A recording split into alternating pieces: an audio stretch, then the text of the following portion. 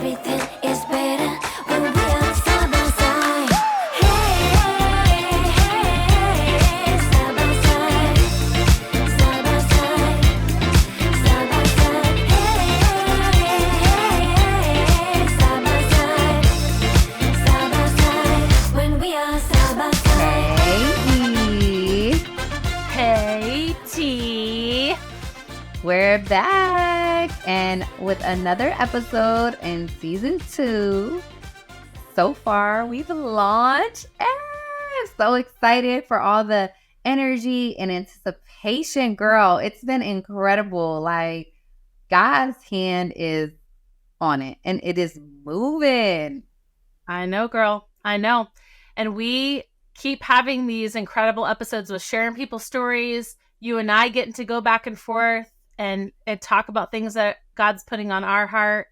And I really feel like Come.Union is coming alive. What we always intended for our vision for it to be, it's finally coming to life. And we've joked about how we have different versions as you're evolving and as you're growing and as you're listening more and more to who and what God's called you to be. It feels like we're on, our next version of, and we're living into that purpose of Come.Union. So it's been so fun. But we have a guest today, and she's really special to you and to me. But I'm going to get to introduce her because I love her. I got to know her through being a part of our original Supper Club. So that's right, friends. You are meeting one of the original people from Supper Club where TT and I met and what Come.Union started as. And this is Deb Williams, everyone. Welcome her. Yeah. Woo. What's up, y'all? It's really good to be here with you guys and just to see, all the success you guys are experiencing with Come.Union. So thank you for having me. Oh, so excited to have you, girl. Girl, we are not joking when we say you are special, and we are so excited you're here to share your story with us today and with everyone who's a part of this community. So thank you for your willingness to be vulnerable, to share parts of your story, but mainly to just talk about how God showed up in your story and how God has led you over all these years. So we're so grateful that you're here, my friend. And it's good to see you. You look beautiful. Likewise. You too, my friend. You too.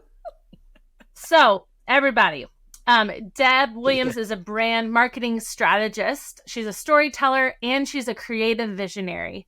Her journey is marked by a commitment to using power of storytelling, which she's so great at, to bring about meaningful connections and positive change in the world.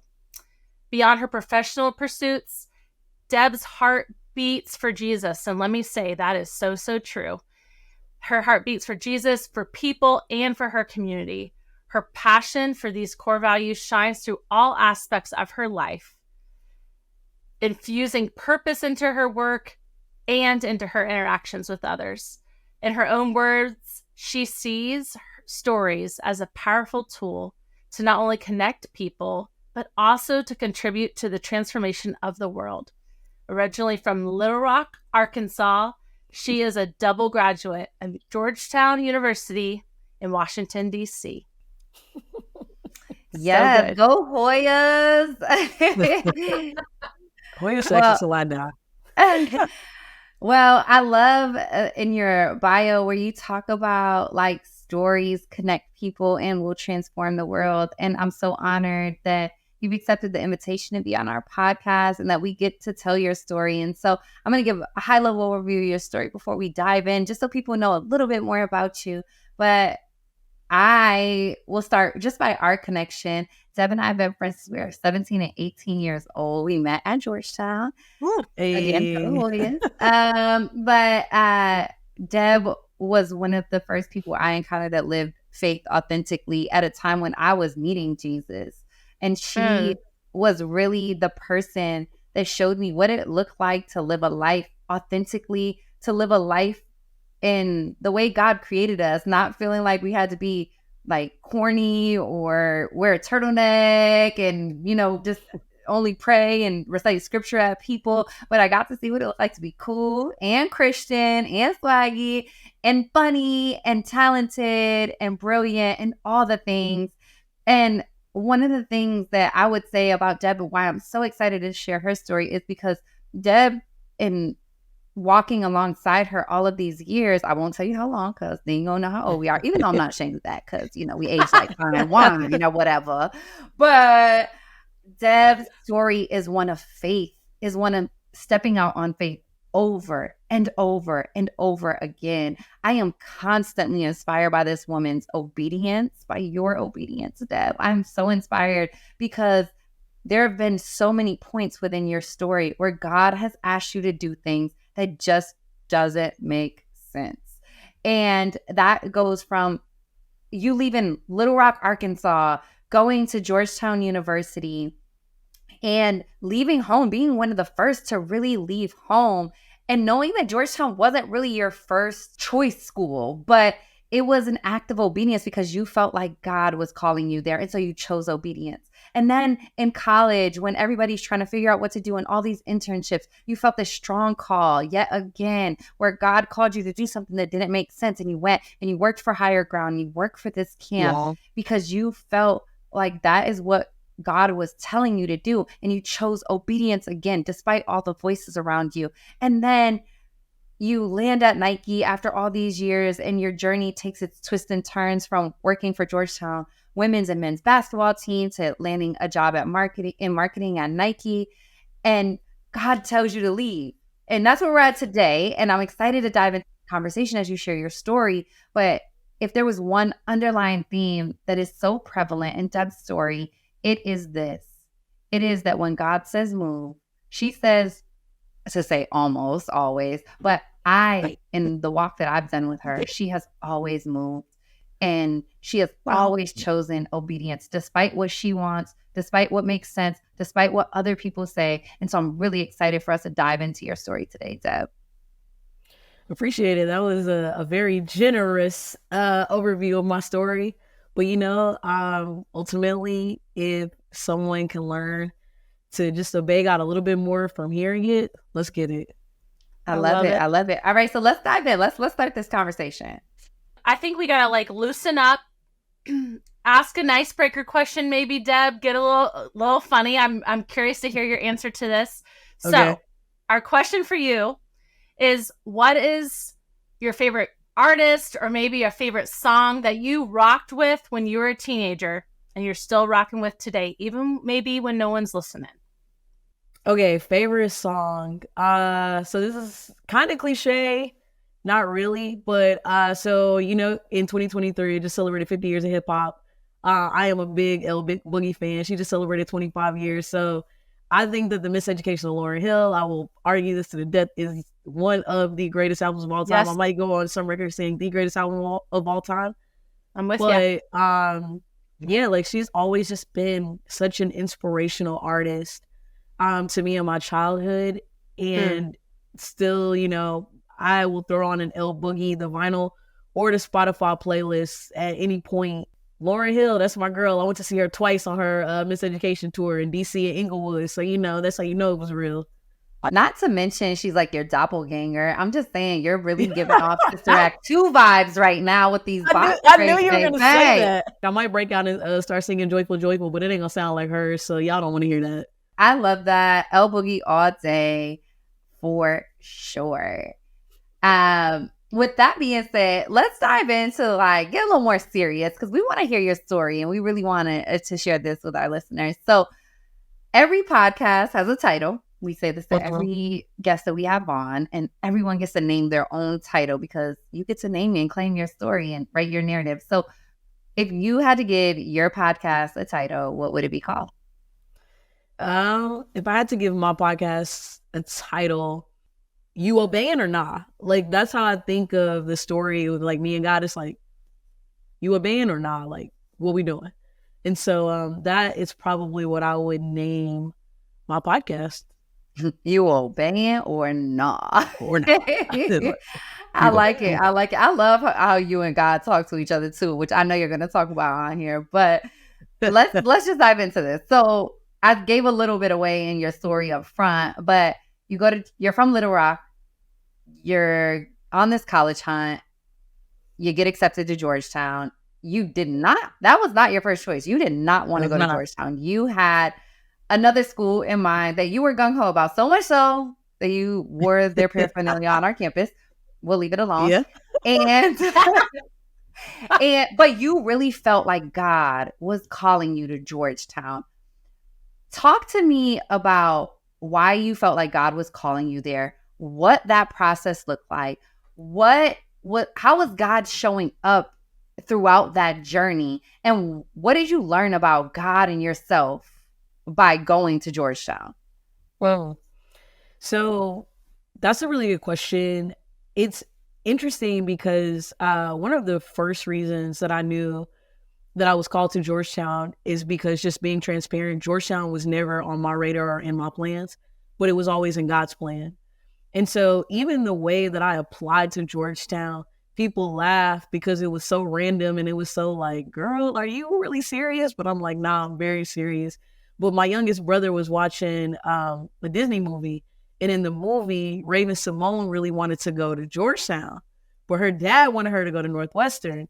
And my parents had kind of given me the ultimatum that you need to apply to more than one school than what was my first choice school. I knew that Georgetown was a school that was known because of their basketball program. They were a school that was academically respected. But my point is when I think about it, it wasn't a school that I had in mind, but the Lord, like in his providence, he still put it in my path. And so when I applied to the school, and even when I got accepted, it was late spring, and I knew that I was going to go to the first choice. I'd done like a pre-summer program at their school.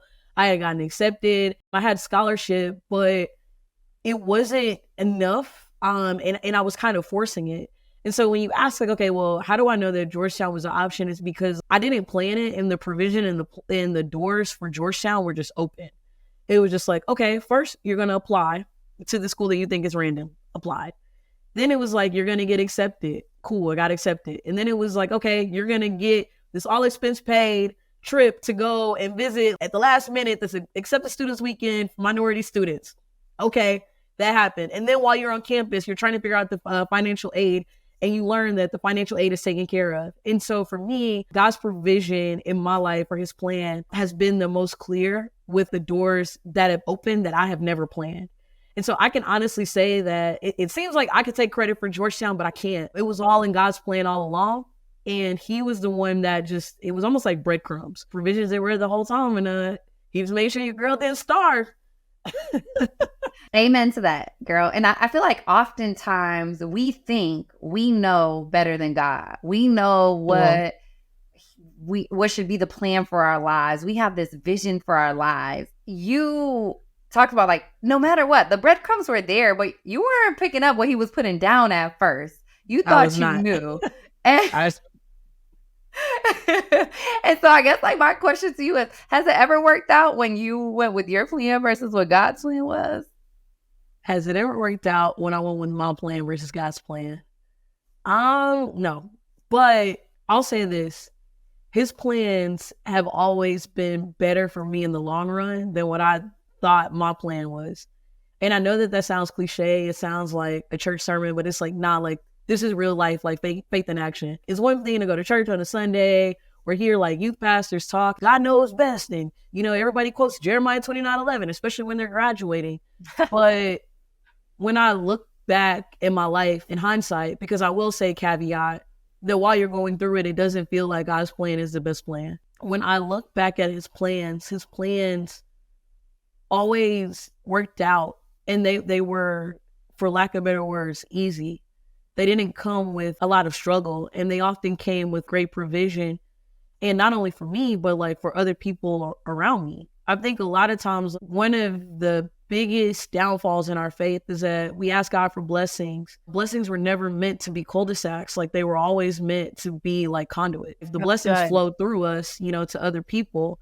And so when I look at the things that God has blessed me with in my life, the plans that he's had, they always were the best because they helped other people. They often weren't just concerned about the physical things that were in my hand. They were also focused on my character and like who I was and like who other people were. So they just weren't about like material blessings, but it was also about who I was becoming. Yeah. That's so good, Deb. Yeah. I just have one more question here, because you talked about it working out and you talked about his provision, and definitely from a financial standpoint, for sure. But at what point did you know, like, okay, God, I see that you had a plan all along? At what point Right. did it make sense? That's a good question, because to be fair, I didn't know that God's plan was for me to go to Georgetown, because I think that the caveat here is that when I went to college was the first time that I took my faith seriously. So I was a relatively young believer. And I wasn't really familiar with, like God's plan and provision. Like, I knew about it in church. I hadn't had much experience in my life at that point in time, like seeing like the provision and the plans of God. But for me, I didn't know that God had a plan all along, actually, until I graduated from Georgetown. And as T shared, there was another university, we're not going to focus on that, that I deeply love and respect, have a lot of admiration for, that I really wanted to go to. And a lot of my time, like, I spent on campus, like, God, why didn't that work out? And it was almost like I was upset. I wanted to go here, going back to my plans. This was perfect. This would have put me around this crowd of people. This would have given me access to X, Y, and Z. And no lie, I remember sitting on the front lawn graduation day, and it was raining. I don't know if you remember that, T, but it was raining. It was 6 o'clock in the morning. It was raining. Girls messing up my And, hair. Yes, I remember that. It was raining. And literally the Lord was like, because you wouldn't know me the way that you do. And it gave me a lot of perspective, because I think a lot of times, like, our plans, going back to what I was saying earlier, are usually about us. Matthew 6 talks about the kingdom of God, or even when you think about the Lord's Prayer, when it talks about your kingdom come, your will be done. And like, I think the biggest thing that we forget is that everybody thinks that the life is about them, but it's like, no, our stories are really about him. His story is literally about him, his, H-I-S, like his story. And that plan for me was about me, but the plan for Georgetown was about God. Like, when I look at that, like, I think about like the campus ministry that I was able to, be a part of, like when I was on campus. The connections that I made over years ago, are still feeding me to this day. Not only like the network, but I think about like my friends. I think about the professors that I met, the bosses and the mentors that I worked for. I've been to this past weekend, at people's houses that I met going to Georgetown. It was ultimately about like his story, but also going back to not just like the physical blessings, but he was refining me character-wise. And though I love that other university and I have a lot of respect and admiration for them, I would have gotten caught up in everything else around me rather than being focused on like him and like what he wanted me to do. Wow. That's huge, Deb. And what I'm struck by with your story is because knowing you and knowing a little of your story, there's been so many times in your life where God has given you an opportunity to choose between something that seems really incredible, maybe even a dream come true, or what he's asking you to do, just like your title. Are you going to listen or not? Nah. Or not? So, you talked about higher ground, and here you are going to this prestigious university, which was incredible, but I would imagine there's a lot of pressure coming with that, and there's a lot of expectation, and you're entering I think it was your sophomore year, right? And while everyone else is probably looking for internships and looking for other opportunities, you're faced with this decision. And you make this decision to go, instead of looking for an internship, to go and volunteer at a Christian camp. And so my question for you is, what was the Lord saying to you? Or why do you think God was asking you to go and work at Higher Ground that summer? Yeah. So I'll say this. So Mark Batterson has a book called Whispers, How to Hear the Voice of God. And if you guys have the chance, you should check it out because it's amazing. But in the book, he talks about the 7 love languages of God, or like how God speaks. I'm dead paraphrasing, so please go check it out. Double check me. But one of the things that he talks about is like all the different ways that God speaks to us. And one of the ways that he says that God speaks to us is through our desires, the desires that he places in our heart. And so, as I said to you guys earlier, as T was asking me on the earlier question was, how did you know, that God had a plan? And I told her, like, I didn't. I was a young believer. And I would say that in this case, it's the same. I didn't know that that was a desire that God was planting in my heart. But in the 9th grade, I remember like going to the camp and lying in my bunk bed, and the thought just came across my head, you're going to be working here one day. And I'm thinking, like, okay, like that's something that I, am making up or whatever. Right. But I later learned as I got like a little bit more mature in my faith that one of the ways that God speaks to me, and I'm not speaking for anybody else, me and T always do this joke where I'm like, check your Holy Spirit. But how God speaks to me is that like random thoughts will come and get like across my head where I'm just like, okay. Or like, where did that come from? And it was like, okay, like that didn't come from me. So when I think about like higher ground, there was this deep desire to work there. And I couldn't understand why, because rationally it didn't make sense. You are a kid who went to Georgetown University. You have access to all of these different internships where you are choosing to go make $15. and that's a hyperbole. $15 every summer, hanging out in the woods with these kids in Missouri, and then doing mission work. And you're doing it because why? When the whole point of going to college is to get a job. But for me, in hindsight, I realized that was the way that the Lord was speaking. Are you going to obey me or not? Because everybody in my life, well-meaning, was like, you should be doing this. You should be doing this internship. You should get this job. But what I learned was that the Lord was doing that for 2 reasons. He was doing that to establish a spiritual foundation in my life, because it was the first time in my life that I personally understood what it meant to be discipled, but also what it meant to like make disciples. And higher ground, like taught me a lot of like those foundational principles. Like shout out to Pastor Marvin and like Miss Angie, because like they committed their lives to, teaching and molding a lot of young people. But number 2, it also gave me like a spiritual family. And I think a lot of times, like we don't talk about like that enough, but like the Christian journey is never meant to be walked alone. But through higher ground, it established like a Christian community and a Christian family of believers that I still talk to this day, that were like normal people, who were living their lives trying to figure it out. And then I think number 3, it showed me again, going back to the whole question of blessings. Blessings aren't just meant for you. They're not just meant for like God to give you something and then like for you to go sit in a corner and be selfish and enjoy it by yourself. But it was like, okay, Deb, like we're going to pour this into you. And then like, how are the rivers flowing through you to other people? So what did that look like? That looked like me pouring into young girls and young guys like every summer at higher ground. That looked like me being accountable to like the things that I said, matching like my walk, because like I didn't want to be a hypocrite when I was working at higher ground. It kept me together. The things that I was learning at camp, I was able to come back on campus every year and share like with other young believers who didn't get the chance to spend 3 months in the woods or in Jamaica or Belize, like ministering. That looked like me understanding for the first time, going to like cities in America as well as different countries across like, like the globe, and like sharing the gospel in practical ways. And I would have never had like those experiences had I not been obedient, had I listened to everyone else.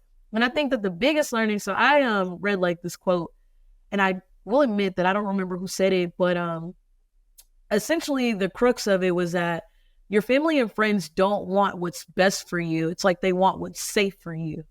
And when I read that, I was just like, oh, because oftentimes what's best for you requires stepping outside of your comfort zone.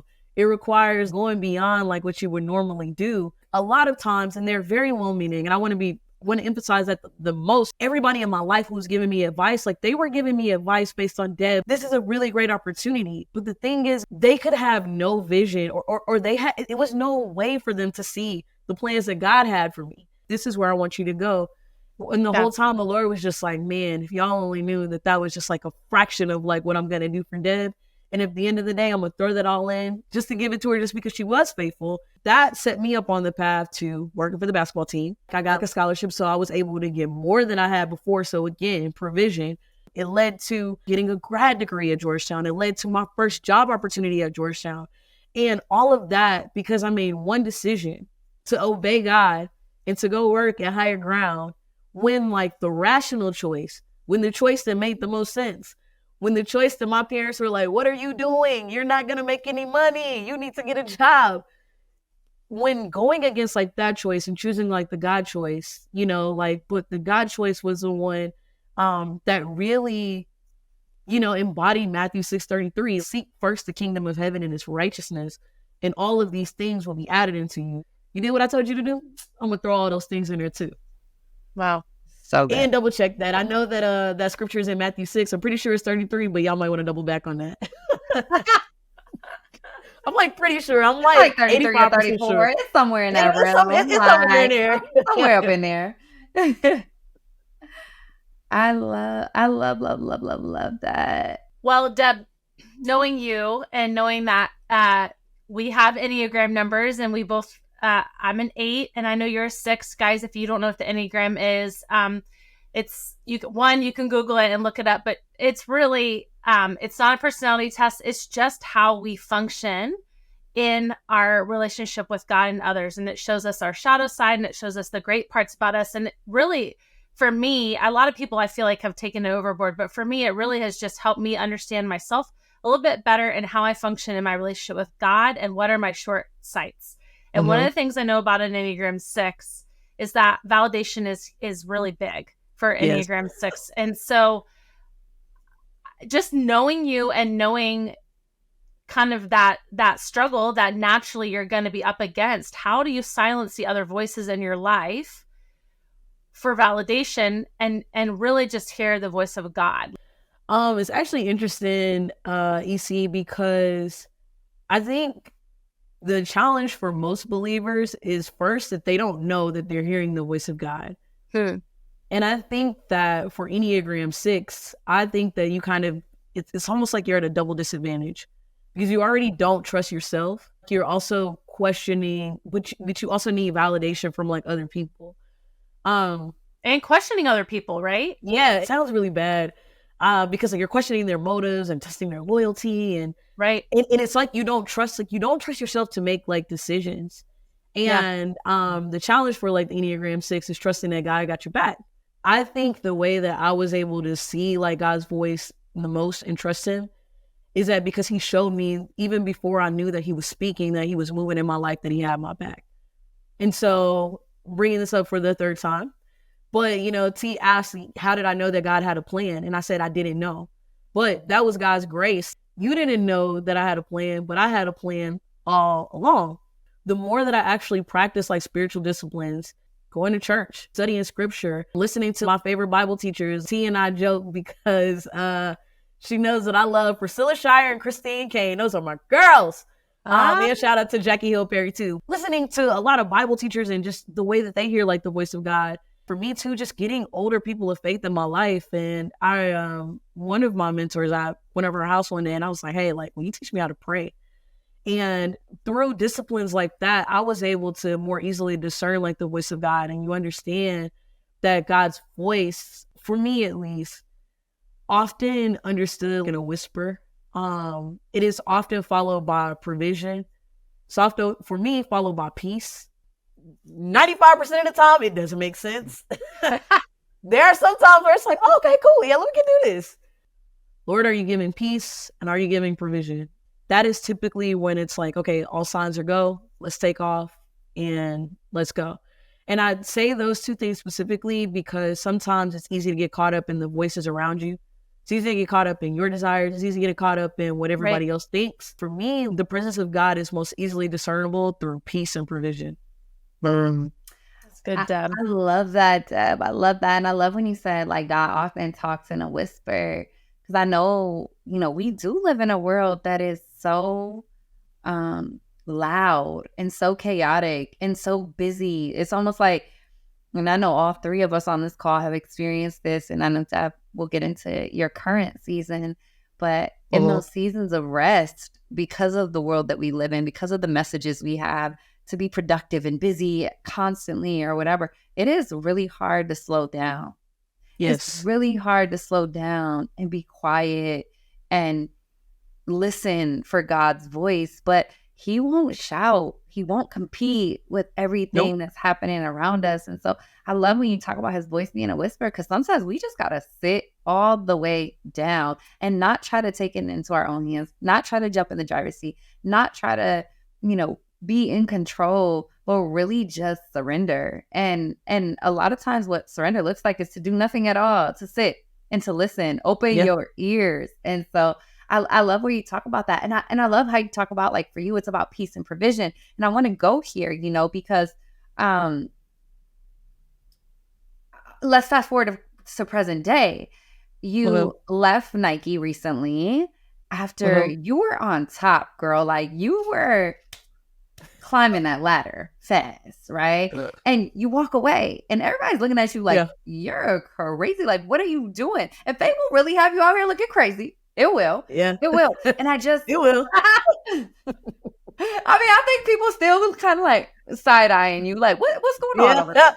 And they still texting me. I'm like, I know. I understand. I hear you. What's number down?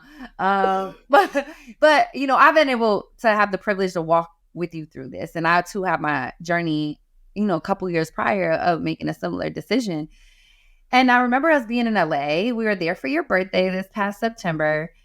Of course, we went to Disney because we love Disney. And Aaron, I know you do. And I know you live in Florida and you go to Disney all the time. We went to Disneyland. That's Disney. That's Disneyland in Anaheim is the best in Cali. Let's go. No. All right. We won't even get into that today on this episode. That's for another one, Deb. But I remember, I think you were maybe your 2 weeks your 2 weeks since putting in your notice of resignation hadn't even been up. We're in LA and you were wrestling. You were wrestling at the time. You were really struggling. I remember we had tons of conversation and I remember looking at you like, do you have peace? Like, are you sure you have peace? And you were very clear, like, yes, I have peace about this decision. I know what God is telling me to do. I'm very clear that I was supposed to leave at this time. And my question to you was like, so then, but you're still wrestling. So what are you wrestling with? And I guess my question here, especially as we want to share this with our listeners, is though you may have peace, it does not mean you can't wrestle. And so what exactly were you wrestling with God in that moment? I think we often confuse having God's peace. Even though we may have peace, that doesn't mean that it's not going to conflict, like how we personally feel. And for me, what I was wrestling with at the time was what I shared before. God, like, you're giving me peace. You're working this out. You're opening doors. This is I will say that this situation was a little bit more challenging than the other ones because he was opening like one door at a time. I was struggling with the rational decision.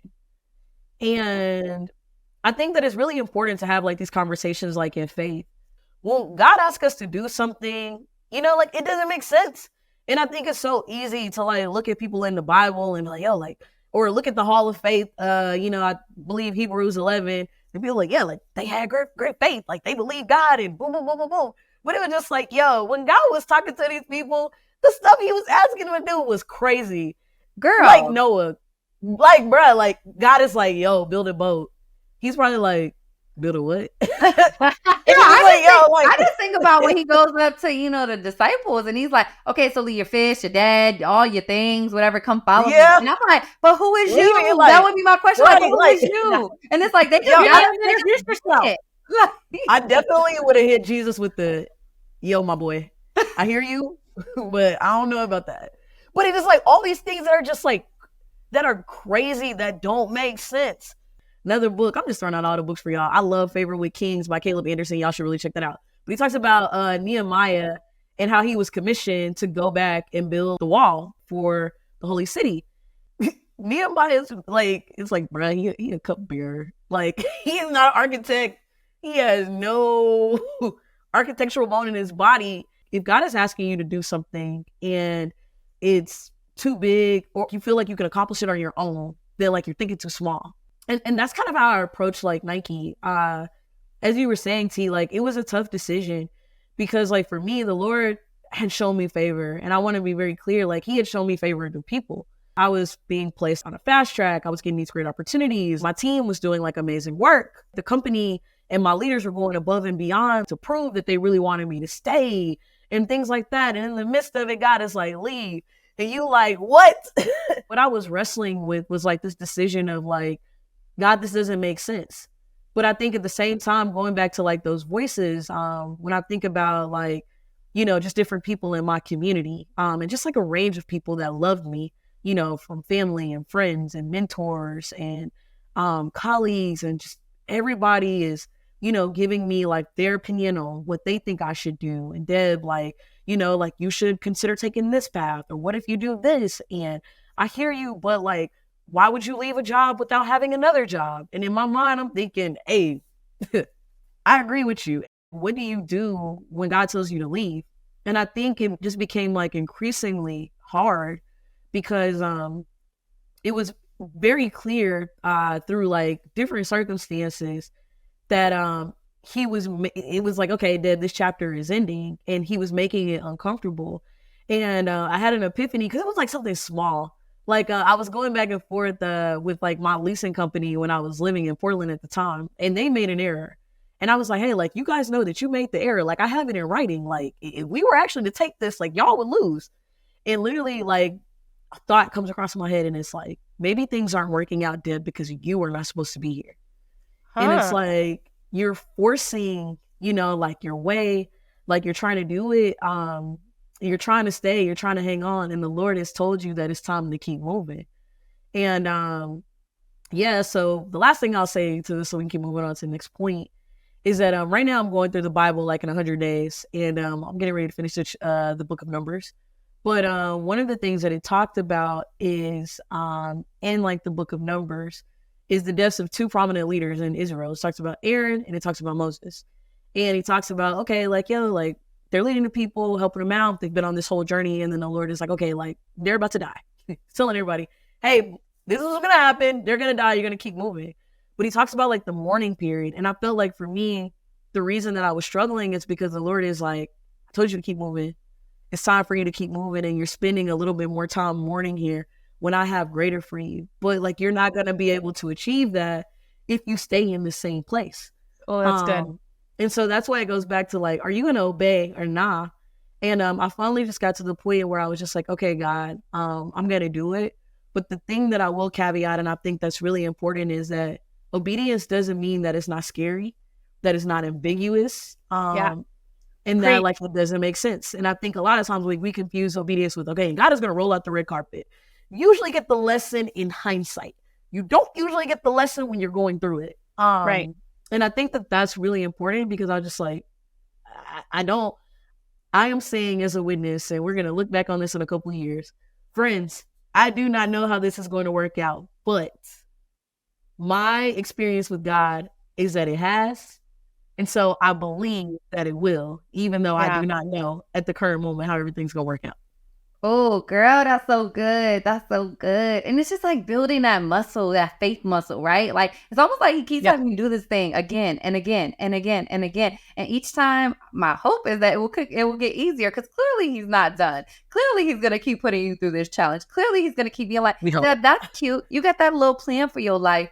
Back up, baby. Let me work. I got a plan for you. Okay. Relax. Sit down.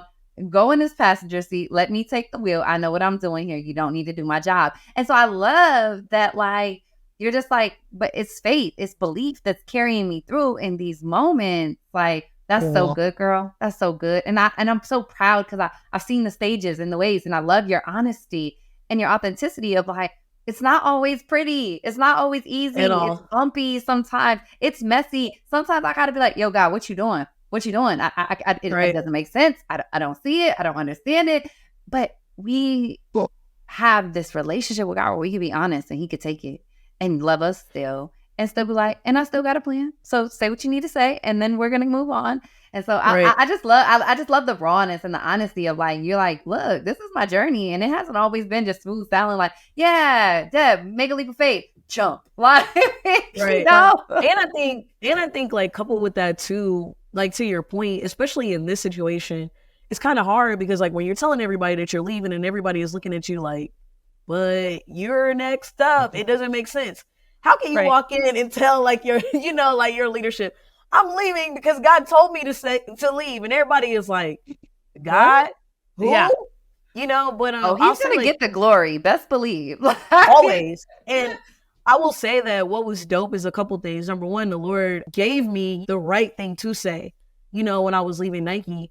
But he also gave me like the opportunity from a faith perspective to actually be genuine with some people and some believers in the company, and just to be honest with them, to say like, hey, this is where I am and this is why I'm leaving. And so it goes back to, we think that our stories are about us, but it's not. It's ultimately about him, and that our jobs are even about him. And I think the thing I've been challenged with in the season is I heard this quote.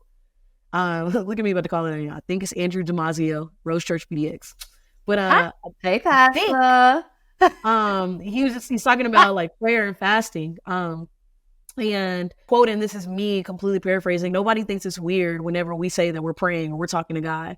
But it's like people think it's weird whenever we say that God is talking to us. And I think that challenge is like, how do we shift that narrative? The only way that we do that, though, is through faith and stepping out like in obedience and like showing that, okay, like that he still works and that he still lives and that he still exists today. And it's meant to be shown. God means to show his presence to the world through people. But he cannot do that if Christians won't step out and live the faith that they proclaim. And sometimes that's going to be hard and it's going to be challenging and it's going to have you looking crazy. But in hindsight is like when the story is understood. That's so good. That's good. Deb, so much of your story has like brought up and stirred up some stuff in my own story as I've been listening to you, because, and I had my mentor actually say this to me this past week, but I don't think we understand how important it is, but how also rare it is for people to hear the voice of God. I believe that God speaks to everyone, but to hear the voice of God and obey it is so rare, I feel like.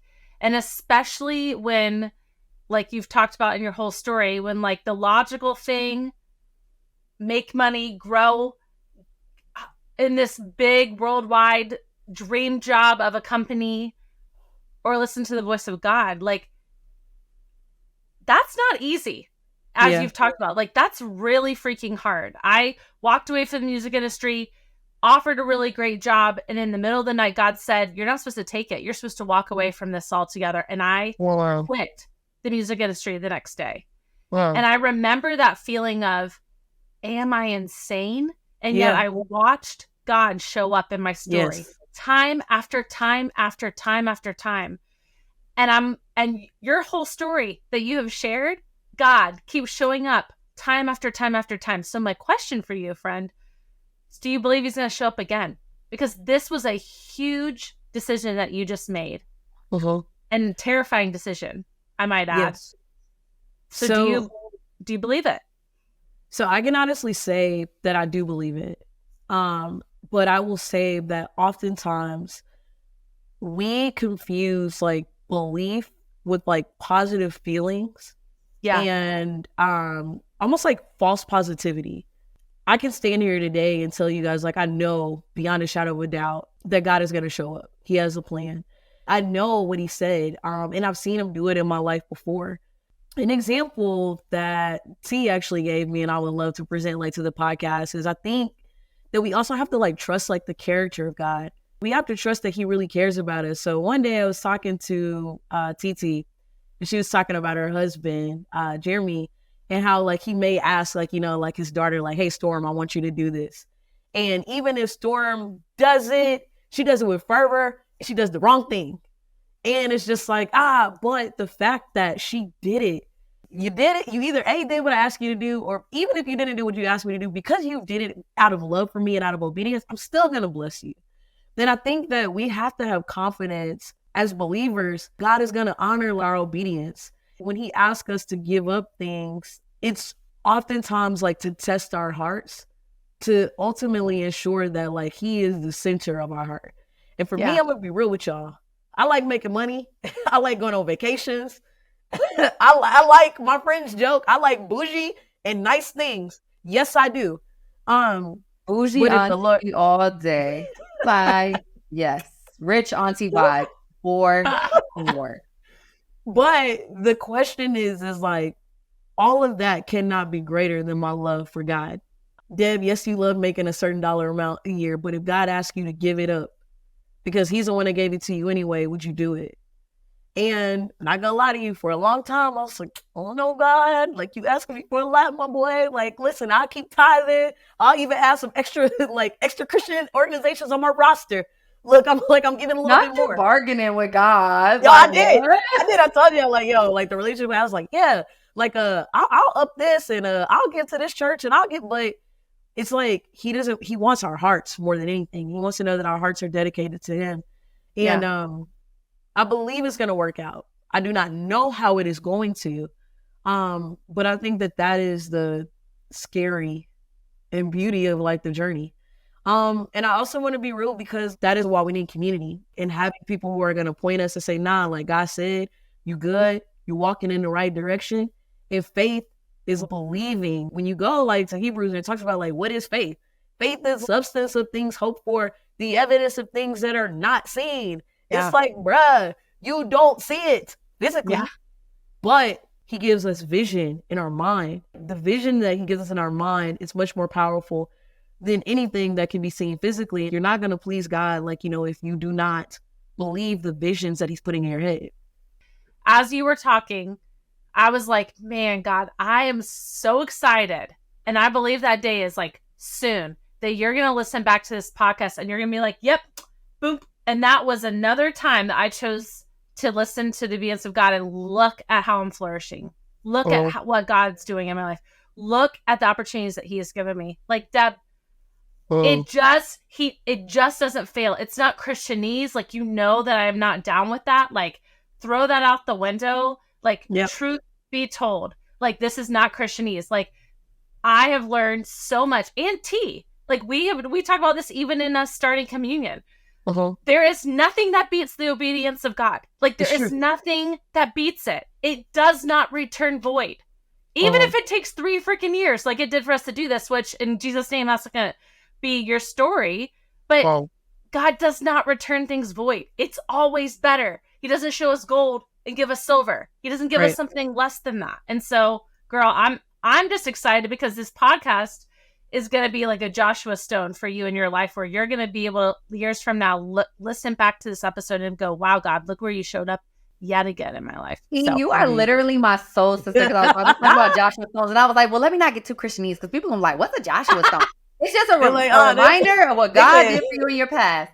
But I will say I'm screaming because I'm like, I'm thinking of all like the pastors and the books and the scriptures. But no, girl, I was literally going to say, Deb, they don't even know the wealth of knowledge that you just gave them. Like the amount of resources that we can link and share of just what you were dropping in this is like beautiful. So I'm going to drop one last one that's funny because it talks about my daughter Storm.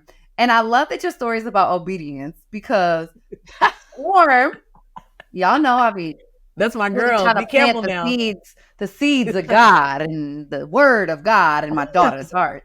And so she has these little Bible stories. And one that she loves is Jonah. And she really be like, and so when Deb was supposed to leave Nike and leave Oregon, she really didn't understand. And we're having this conversation like, well, she calls her A Dizzle. Why does A Dizzle gotta go? And no. And I said, well, because God told her to. And she said, well, she's not obedient. He's going to swallow her up by a whale. And it's so funny. She definitely did tell me that.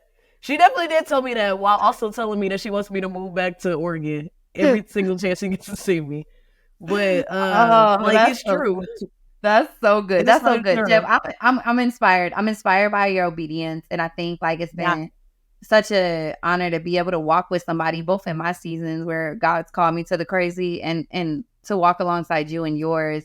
And just to constantly be inspired, like, and to be able to do it authentically and real. And to share our struggles and our hopes and know that there's somebody there that's walking along with us, cheering us on and rooting for us and just pulling us along. And so thank you for sharing your story. We always end our episodes with these rapid fire questions. So they're quick answers, rapid fire, want to hear what comes to mind first. And so if you had a definition of reconciliation, like Merriam-Webster's dictionary came to you and said, Deb, how would you define reconciliation? What would you say? Make it right, Jesus. This was like a Family Feud. That's what Say more. Say reconciliation more. is. So what do you mean? Make it right, Jesus. When I think about reconciliation, when I say like make it right, Jesus, or actually I would flip it and say Jesus, make it right. I'm thinking of an old Southern like hymn. Reconciliation is the person who was offended extending like the olive branch, saying like, hey, like I know that you messed up. I know that you owe me money, but you know what? We're good, and I'm gonna forgive the debt. And even more than that, I want to be in a relationship with you. So for me, that's what I think of is like when I'm in situations with people and if people have wronged me, if I'm like the offended, how do I extend the olive branch and say like, make it right, Deb? How are you like the one that's coming to them? That's good. That's good. So then with who or what or where in your life are you still wrestling with God when it comes to reconciliation? I kind of, a little bit of God, self, and others. I would say a little bit in each of the buckets. I think with God is I just, this consistent checking of like, all right, God, you got me? You got me? Even when things don't work out, like being mad and kind of throwing temper tantrums to be like, God, bro, what is he doing? I think that he's always like reconciling himself. And it's just like the reminder that Deb, like his plan is going to work out and it's better than your plan because it was his plan from the beginning. He just made you think that it was your plan, but it was never your plan. It was always his. Yeah. When I think about myself, just being real with you guys, like a huge call like in this season is like to get healthy. And part of that is like going back and dealing with a lot of the trauma that I've dealt with from different experiences in my path that had nothing to do with what I just told you guys about. Maybe in another community episode, we don't know. We'll see what the future holds.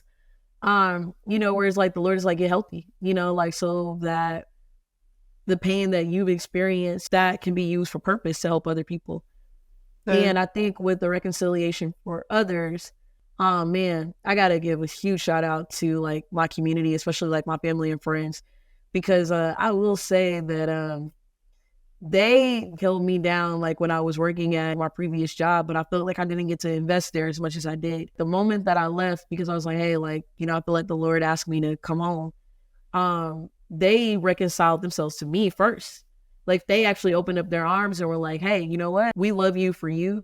And I think it was actually one of like the best pictures of grace, and an extension of mercy. I can give you multiple examples of different friends and families explain, like just different things that I was going through. The way that they were able to, be reconciled, like for me, has taught me a deep lesson about like the grace that I extend to other people. So That's good. That's good. All right. What do you think the Lord wants you to receive in your life right now? Money. No, I'm kidding. I say that because I literally told you guys. I literally told you guys that I love money. I think that he really wants me to. I think the Lord wants me to receive like peace, and I say that because if you know me in my real life, like going back to Enneagram 6, I'm just very anxious and very and it's just like I feel like the Lord is like, girl, relax, rest, be at peace. When I think about Jesus talking to the winds and the waves, I feel like he's talking to me like, peace, be still, like, be still. Yeah. So I would say peace is probably the biggest thing that I feel like he wants me to receive right now. That's good. What about what he wants you to release? I think that he wants me to release the desire to be in control, because the part is, again, if you know me, you know that there's an adjective that starts with a B and ends with an S that people, well, they ends with a Y, bossy, that people would describe me as. Really? No, Zip, no. I know, I was really surprised too. I was just like, you guys don't know me at all. But I think that has been like the struggle, going back to like, like what the Lord wants to do in us. It's like God has made me a leader. But sometimes like we take that to the extreme and, be a little and are a little bossy, excuse me. And I think the Lord is just like, like the power that you're giving or that you have, I've given to you. And I think he's just like, release the control. Yeah. I got this. Like, I know I made you a boss, but right now I'm in charge. Sit down. That's good. Relax. Good. All right. So saying all that, what do you need to be reminded of?